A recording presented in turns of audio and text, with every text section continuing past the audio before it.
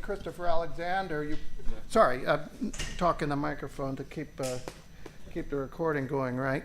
So Sergio is going to talk about our friend and colleague Christopher Alexander and a program that he has been developing, is now developing in Naples. And so what I'm going to do is give you a little bit of backdrop of some of the philosophy behind that school and behind some related ideas.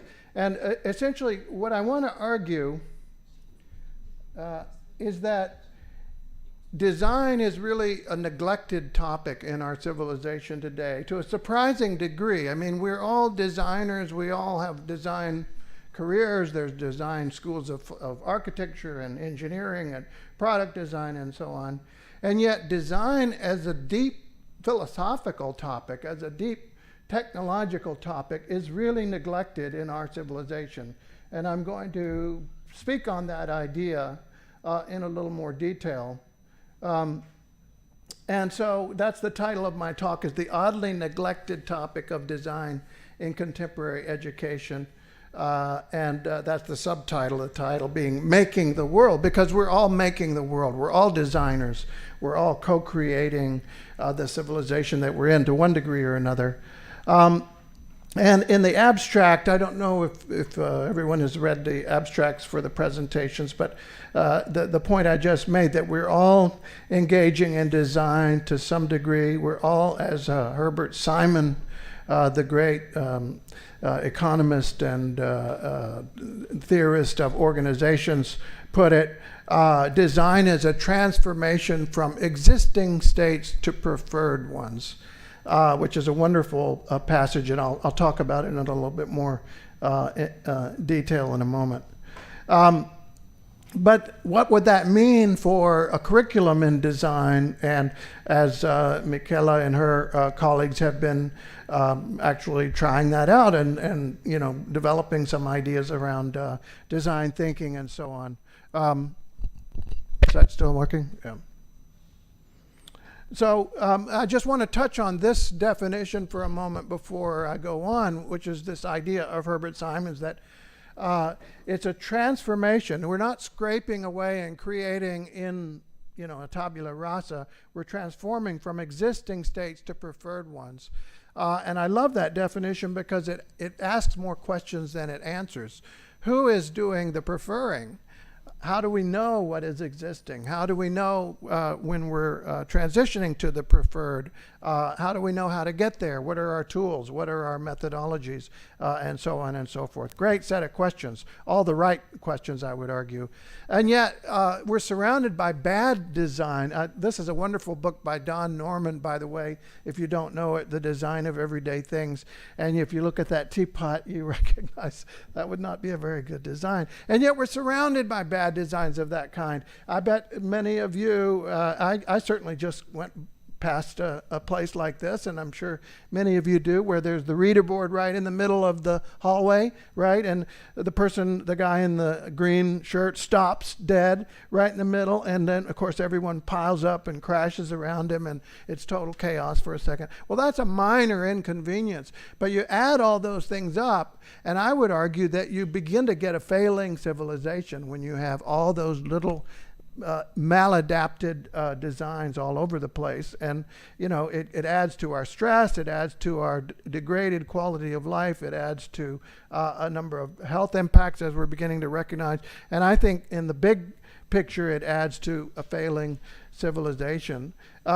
So we're recognizing many of the challenges that we have, many of our own cognitive illusions, the fact that when we're making designs we can misjudge the nature of the design problem. We can see things that aren't there or not see things that are there. We can have what appear to be very rational approaches to a problem that end in irrationality. So, and this is from my friend Dick Jackson, who's a good friend of Renato's also. If you're walking the dog but you live in a community that does not have the ability to walk, if it's car dependent, maybe you drive the dog. Or if you are looking for exercise in a community that's very car dependent and not allowing exercise and so on. Maybe you end up going to the shopping mall in order to take the escalator to your Stairmaster. So those are kind of comical examples, but they're examples of a very serious point, which is that rational additions can sometimes result in irrationality.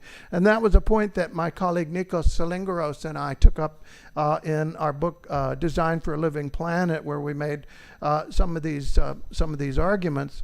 But what I want to talk about for a little longer now is a neglected topic in design. It's really at the heart of design, and it's known as Mariology, which means the relationship between parts and wholes. And it goes back to, the ancient Greeks and certainly to Plato and Aristotle and others. And I'm just going to touch on those for a moment because it's very strange and I think telling that we don't think about the difference between parts and wholes, the relationship between parts and wholes. So just to go through a quick history here, in Aristotle you can really see his Mariology in what he called hylomorphism, which means the transformation of, as he put it, matter into form, which constitutes for him substance. Substances are conceived of as forms inhering in matter. So in other words, bricks are the matter that together constitute the form of a house.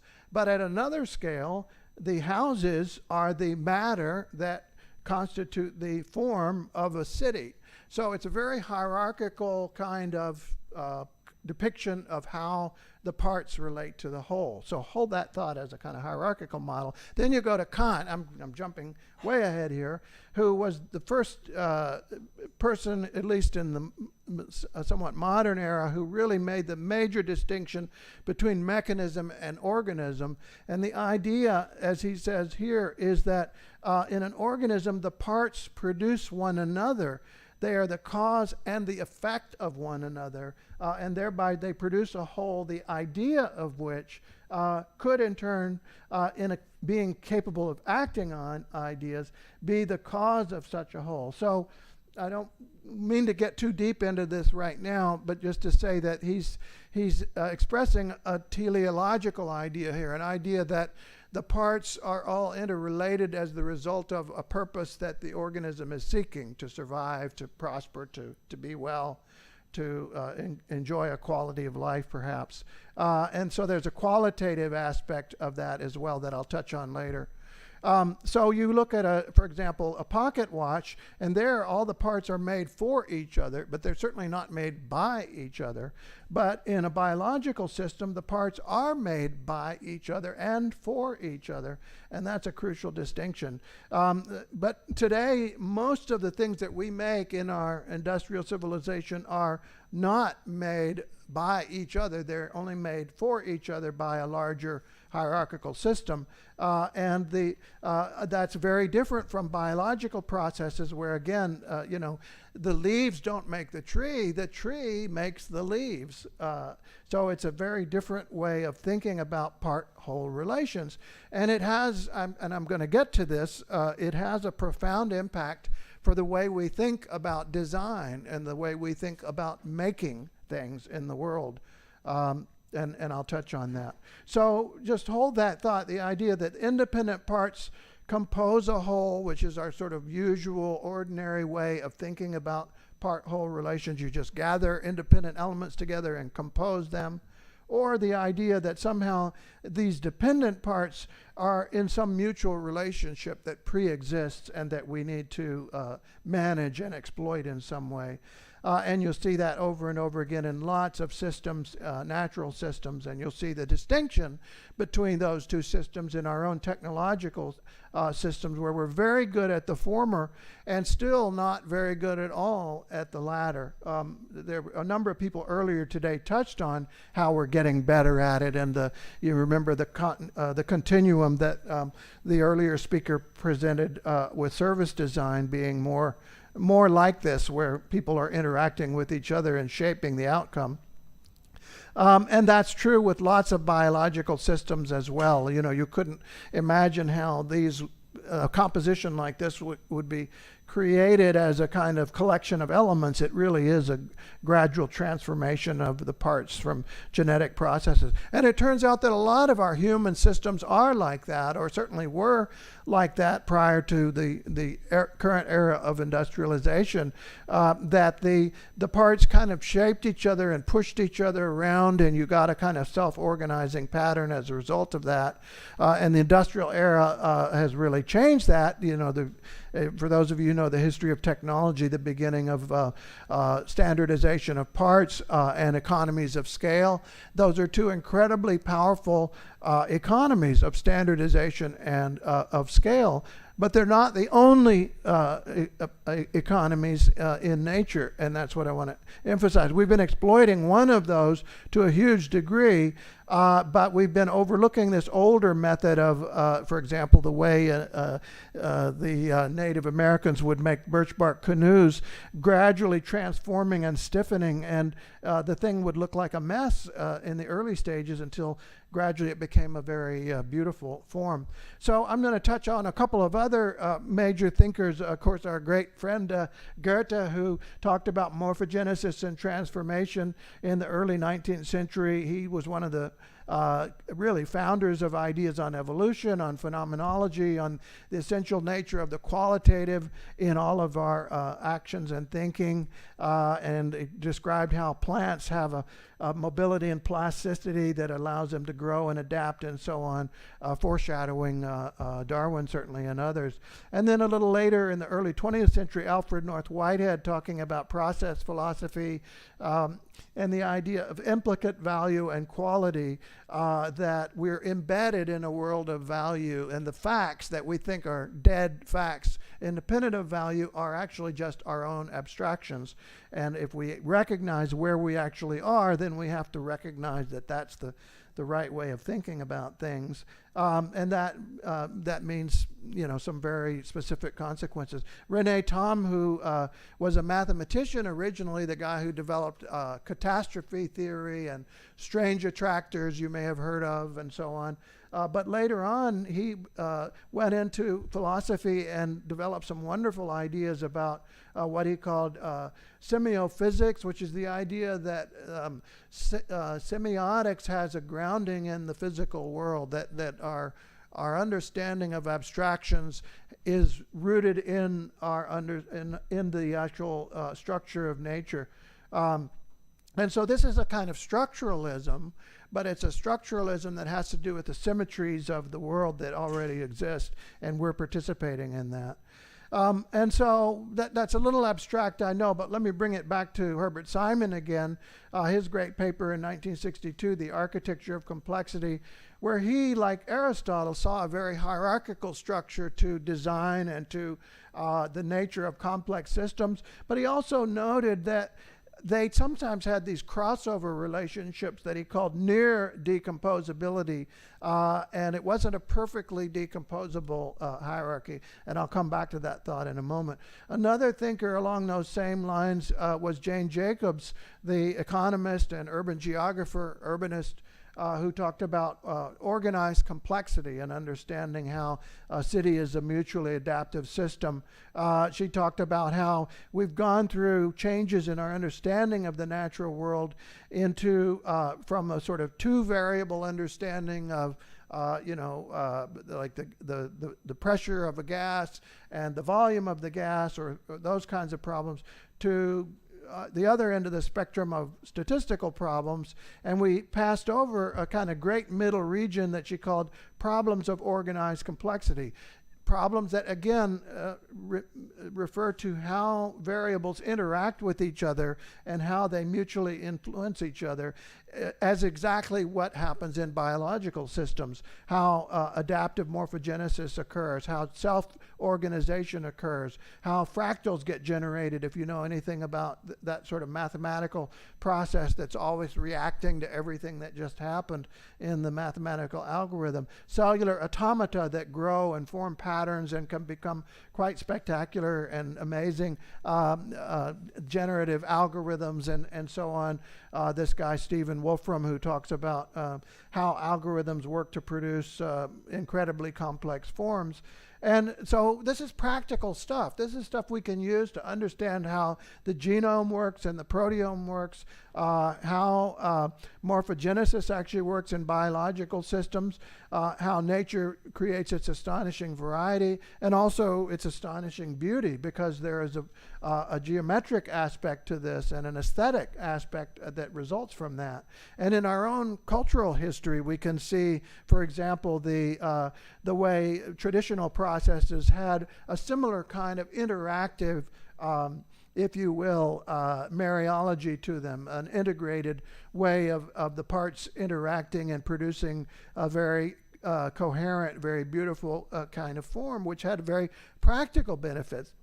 So in this part of the talk, I want to suggest to you that this constitutes a new agenda for us to think about how our technologies are evolving and how we can recognize and participate in that evolution and participate in bringing about the next era of not only scales of economy and of standardization, but scales of differentiation and place, which I think are equally powerful. And that brings me to our friend Christopher Alexander, who also was active in that same time with Simon and Jacobs, talking about the synthesis of form and how, again, it was a roughly hierarchical affair, and yet there were these, what Simon called nearly decomposable hierarchies, these crossover relationships, overlap, as he called it, or semilattice, or what we would think of today as a web network, the structure of the internet, or the structure of many other social media and many other networks out there. And his dissertation was called Notes on the Synthesis of Form, and it really was a dissertation on Mariology. What is the relation of the parts of a problem to its whole and to its final form? Do the parts make the whole? Do the whole make the parts? How does this work in nature? How does it work in human technology? And why is it different if it is different? And what new tools and approaches does this suggest? That was his first work. And everything else he has done since then has in some way been an effort to answer that question in more specific forms. I'll just briefly touch on his other paper, A City is Not a Tree, which made that same point that, but I'm not going to get into the details of this, but that there's a kind of a rock, paper, scissors aspect to many relationships within cities, and we need to recognize that and not try to over-program them and over-categorize them, because when we do, we end up with constraining the life of the city. The units of an artificial city, if they're organized to form a tree, is a very restrictive form of organization. It's a little as though the members of a family were not free to make friends outside the family unless the entire family made friends with the entire other family. It's an enormous restriction. And this is not some kind of messiness that allows, your daughter or child to have a friend outside of the family. It's actually a thicker, as he says, tougher, more subtle, and more complex view of structure of this web network relationship. Very important insight. And as he took that insight forward, he began to recognize that you could see recognizable clusters of relationships that were salient, that could be managed and manipulated. He came to call those patterns. And you probably know his work. Several people mentioned it this morning on what is called pattern languages, that you can abstract these relationships and use them usefully in a pattern relationship. So I'm just going to briefly talk about that, and I'll just note the fact that pattern languages are ubiquitous in technology today. They're the basis of the iPhone Cocoa language and many other software innovations. They're the basis of Wikipedia, Agile methodology, Scrum. All of these things grew out of pattern language technology. So this kind of Mariological idea, part-whole relations, can be incredibly fruitful when we're thinking about this. So pattern languages have been more effective in other fields, but I'll just talk briefly about how they have been effective within architecture. They respond to the idea that it's possible to have good designs and bad ones, and good designs need good tools. You can think of the pattern of a door. it's not the physical door, it's the relationship of the elements that are related in a particular way. You've got the hinges on one side and the knob on the other side, and that's a relational pattern. If you were to change that relationship and put the hinges and the door handle on one side, that would be a very strange door. It'd be pretty hard to open. If you were to put the knob and the hinges, the knob up on the top and the hinges on the bottom, you'd really have a crazy door. So you can see that what it's trying to do is abstract the most important relationships from a design problem and make those useful. So the pattern would be to place the hinges on one side and place the handle on the opposite side, and so on and so forth. And that's a general pattern. It's not universal. It's not every single door is going to have that, but most of them are. And so if you apply it to our old reader board problem and you say that is actually an anti-pattern, as the software people call it, that's what you don't do. But what do you do? So if you have, this is the bad pattern, don't put it in the hallway. Maybe you have a pattern called a reader board niche. You simply make a little recess and set the reader board off, and that's your good pattern, your reader board niche. But we don't have that pattern, so we continue to make this mistake over and over again. So that's the idea behind pattern languages. So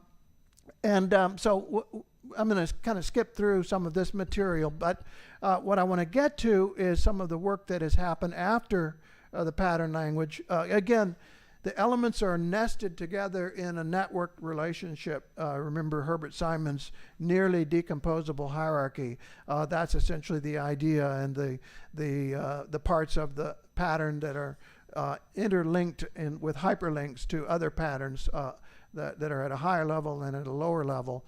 And again, I'm going to skip through some of this to get to the next section. And also, just to conclude this thought, that pattern languages have been used arguably more effectively in other fields than they have in the built environment. There's an incredible number of papers that have been written in biology, in mathematics, in innovation management, in social change, strategic project management, all on and on and on. I'm not going to go through them all in detail, but it's staggering how much is out there. And this one in particular, which is very interesting, talking about a pattern language model for the evolution of multicellular form. Biology has had this problem of Mariology also. And I'll just mention my friend Ward Cunningham, who's the inventor of Wiki, and he's developed a new Wiki, and he and I have been working on a pattern language system that's part of that. So there's very much a lot more going on in the field right now. But there are some problems with the pattern language approach, and this is where I'm going to try to set it up for Sergio. If you know the book, it's 253 patterns, and it's a very popular, accessible book, but in effect the patterns have become trapped. They haven't been able to evolve and be corrected, and that was very much the original idea, that they're falsifiable hypotheses. It's difficult to apply because of the technology, the technological constraints, the fact that our profession values creativity and novelty over sometimes good evidence-based solutions. And there's the problem that Alexander was most interested in. There's not enough guidance on the generation of form. And going back to Rene Thom and the semiophysics and Brian Goodwin, who talked about structural attractors and so on. So this is what Alexander worked on for the next 25 years of his career, right up to the present. How does nature achieve this incredible evolutionary generation of form where the parts and the wholes are closely integrated? And the answer to him is it goes through a kind of transformation, again, remember Herbert Simon, in which the wholes make the parts, not the reverse. And this is a transformation of previous wholes that have characteristic geometries that arise from the processes. And he was able to take a phenomenological approach and actually categorize 15 different properties that seem to consistently arise from these kinds of characteristic transformations that occur over and over again in natural systems and in human systems. I won't get into the details of those just to entice you a little bit. But I want to also emphasize the fact that the geometries that resulted also carried with them an aesthetic component. In other words, it is not a surprise that we have evolved to be able to detect these qualities in the systems around us, in the environments around us, fractal qualities, levels of scale, the relationship of centers to boundaries. Our eyes are great at detecting boundaries. That's one of the things that our brains do very, very well. And the way we perceive symmetries, the way we perceive beauty, all of these kinds of characteristics. So semiotics and aesthetics begins to take on a deep sort of structural understanding, structural grounding, as I said before, symmetric structuralism, the idea that aesthetics is not some superficial veneer, it's actually a deep it's a recognition of a deep structure that's going on all around us. And when we look at biological and natural systems, that's what we see. We see some of his 15 properties, roughness and positive space and local symmetries. And it's not an accident that we see that in traditional human environments as well, because humans have been following similar kinds of processes and looking for similar kinds of qualities, biophilic qualities, as we've talked about in the past. And so this adaptive morphogenesis, this growth of adaptive form, produces these characteristics. But the technological processes that we're using today, as I described them before, that rely on standardization and scale, often do not produce those characteristics. They produce other characteristics. We are really forced to try to make them as interesting as possible as abstractions, as semiotic gestures, as embed meaning in them through the extravagance of their structures. And that's something that we've been trying very hard to do. And I would argue that it's a desperate project that's approaching its end. And so, again, there's a structural basis to these things. This is not simply a mysterious process. And as Jane Jacobs argued, cities have not caught up to our understanding of biological systems. We're still stuck in the old models of the 1938 World's Fair in New York or the 1923 model of Le Corbusier. She says there's outright retrogression of what we're doing today. Maybe we're still stuck in the same model. And that has some very important consequences if you think about what's happening around the world today, the rapid urbanization in many parts of the globe that is exploiting exactly this kind of economy of scale and standardization, because it is powerful and it is very profitable in the short term, but it carries lots of unintended consequences. And then at the other end of the spectrum, of economic spectrum, we've got informal settlements that we don't understand well enough. We don't understand how to transform them. Our only approach is usually to try to sweep them away. Unlike, this is a very interesting example from Medellin, where they did a much more sort of catalytic approach and tried to do a bit of, if you will, urban acupuncture that worked remarkably well.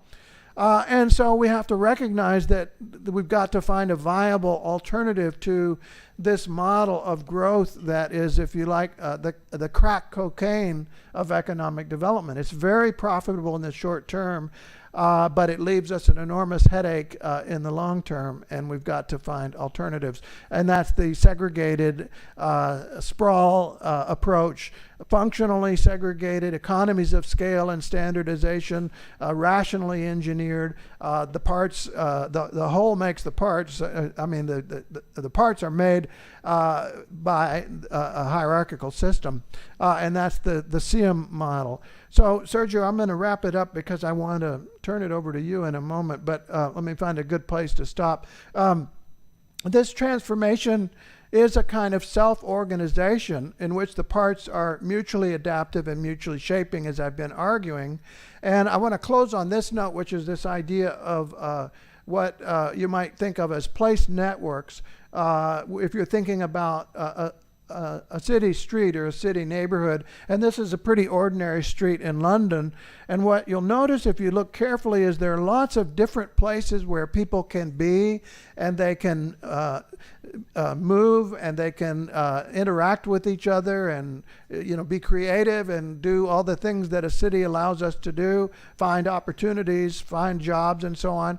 But these are room-like spaces that allow them to move and interact, and maybe not move, maybe only see if it's glass, or maybe only hear if it's the vegetation, or maybe only see but not move if you're up on the balcony, and so on. So it's a really intricate web of connections and spatial relationships that's going on. And that web is also goes from, if you like, the most private spaces, the rooms in the back bedrooms and so on, to the more public spaces out towards the front, each of which we can control, by the way, to a certain degree. We can open and close windows, we can open doors, we can modify the buildings a little bit here and there, we can remodel, we can actually even transform the buildings over time. And gradually we're transforming and self-organizing the entire city.